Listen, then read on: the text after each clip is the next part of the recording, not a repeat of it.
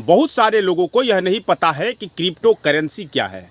अभी भी crypto currency के बारे में उनकी जानकारी कम है। तो पहले मैं इसे क्रिप्टो करेंसी जो शब्द आया वो कैसे आया इसे मैं बता दूं। भैया, लैटिन में क्रिप्टो का अर्थ होता है छिपा हुआ और करेंसी का अर्थ होता है मुद्रा, यानी छिपा हुआ मुद्रा।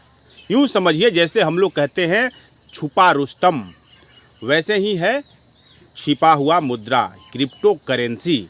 इसमें भाई नोट की छपाई नहीं होती है और न ही इसके लिए किसी थर्ड पार्टी की ज़रूरत होती है।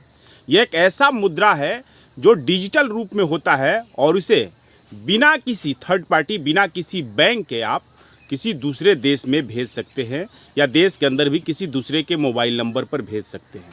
क्रिप्टो करेंसी का अवधारणा तो 1980 के दशक से ही बहुत सारे लोगों के दिमाग में चल रहा था कि एक ऐसी करेंसी हो जिसे छपाई नहीं करनी पड़े, जिसे एक दूसरे को भेजने के लिए किसी बैंक की ज़रूरत नहीं पड़े।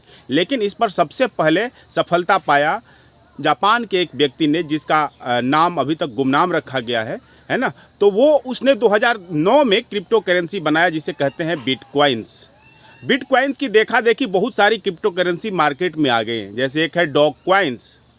तो अब कहिए कि ये कैसे होता है। तो देखिए, ये ब्लॉकचेन टेक्नोलॉजी पर आधारित होता है। वो टेक्नोलॉजी जिसमें एक बार लेन देन दर्ज हो जाए तो फिर वो मिटता नहीं है। इसके बाद बहुत सारे मार्केट में क्रिप्टो करेंसी आ गई है। इस क्रिप्टो करेंसी की वैधता को देखते हुए बहुत सारे देशों ने इसे वैध करार दिया, बहुत सारे देशों ने इसे अवैध करार दिया, बहुत सारे देशों ने इस पर थोड़ा बहुत प्रतिबंध लगाया। भारत भी है जो कभी इस पर प्रतिबंध लगाने की मुद्रा में आता था तो कभी इस पर सोचता था कि इसे टैक्स बटोर ले।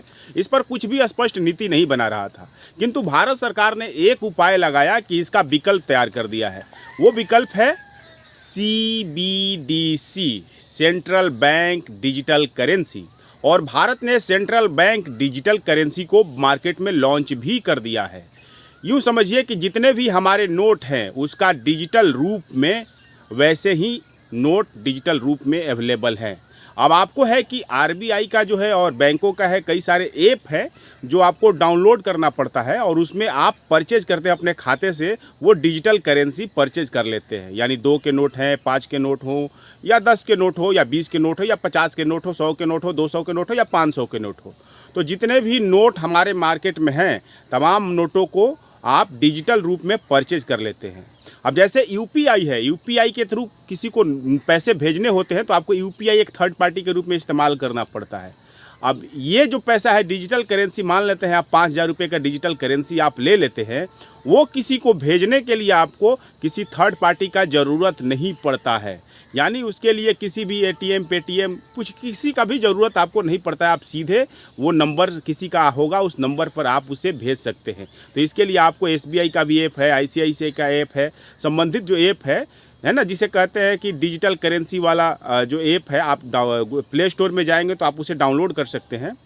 तो आप डिजिटल करेंसी परचेज कर लीजिए और फिर वो किसी को आप चाहेंगे तो वैसे ही भेज सकते हैं। माना जा रहा है कि भविष्य डिजिटल करेंसी का है, क्योंकि ये जो नोट है, नोटों की छपाई में इतना पैसा खर्च आता है। मानकर चलिए कि हर साल 5,000 करोड़ रुपया तो नोटों की छपाई में खर्च हो ही जाता है भारत सरकार का। बहुत सारे पर्यावरण के नुकसान हो जाते हैं। तो माना जा रहा है कि डिजिटल करेंसी ही भारत का ही नहीं पूरी दुनिया का भविष्य है। आने वाले समय में देखिएगा कि डिजिटल करेंसी पर ही बहुत सारे लेन देन होंगे। अभी कोई आधिकारिक आंकड़ा तो नहीं है, किंतु अनुमान के मुताबिक भारत में डिजिटल करेंसी के यूजर की संख्या 5 लाख के आसपास में हो गई होगी। किंतु जल्द ही RBI का उद्देश्य है, उसका लक्ष्य है कि इसके यूजरों की संख्या लगभग 10 लाख कर दिया जाए हाल फिलहाल में ही। माना जा रहा है कि आने वाले समय में जो छपाई वाले जो नोट है, ये चलन इनका जो है बंद हो जाएगा या इनका चलन है कम हो जाएगा, क्योंकि पर्यावरण संबंधी बहुत सारे कानून हमारे देश में ही नहीं बल्कि पूरी दुनिया में लागू हो रहे हैं। ऐसे में डिजिटल करेंसी जो है भविष्य माना जा रहा है और आप भी डिजिटल करेंसी के बारे में जानिए। यदि ऐप आप डाउनलोड करना चाहते हैं तो प्ले स्टोर से जाकर के डाउनलोड करिए और ऑथेंटिक ऐप डाउनलोड करिए। आप RBI का गाइडलाइंस देख लीजिए, जिस बैंक में आपका खाता हो उसका गाइडलाइंस देख लीजिए, उसके अनुसार आप जो है ऐप डाउनलोड करिए और फिर इसे अपने चलन में लाइए, इसका इस्तेमाल करिए। अभी से धीरे धीरे टेक्नो फ्रेंडली आप नहीं बनिएगा तो भविष्य में आपको बनना ही पड़ेगा, उस समय आपको दिक्कत का सामना करना पड़ेगा। आज के वीडियो में इतना ही, शेष फिर कभी।